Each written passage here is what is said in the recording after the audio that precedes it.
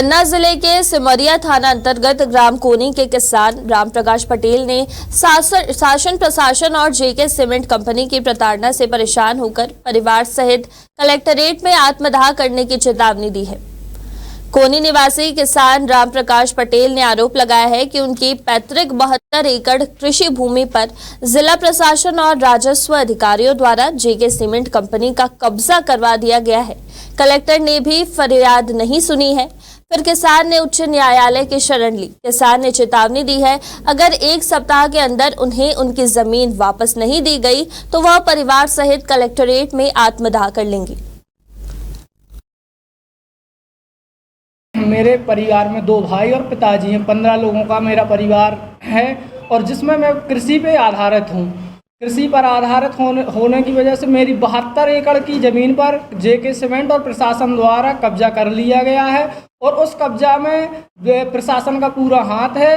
और प्रशासन मुझे यदि उस कब्जा के लिए कब्जा बहाल नहीं करती या कब्जा नहीं हटाती तो मेरे परिवार में मरने की स्थिति है, भूखे मरने की स्थिति है और परिवार मेरा अस्त व्यस्त हो जाएगा। और यदि एक सप्ताह के अंदर कलेक्टर साहब और प्रशासन उस कब्जा को नहीं हटाती है तो मैं पूरे परिवार के साथ कलेक्ट्रेट आके यहाँ पे आत्मदाह करूँगा।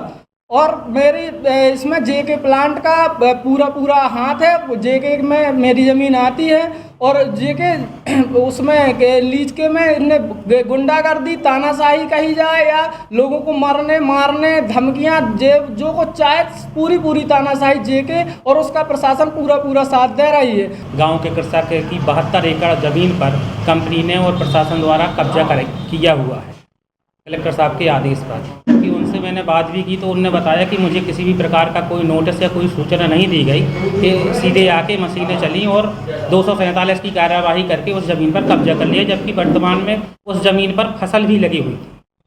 फसल को ना देखते हुए भी कंपनी ने अपना तानाशाही रवैया, प्रशासन ने अपना तानाशाही रवैया निभा के और उस पर कब्जा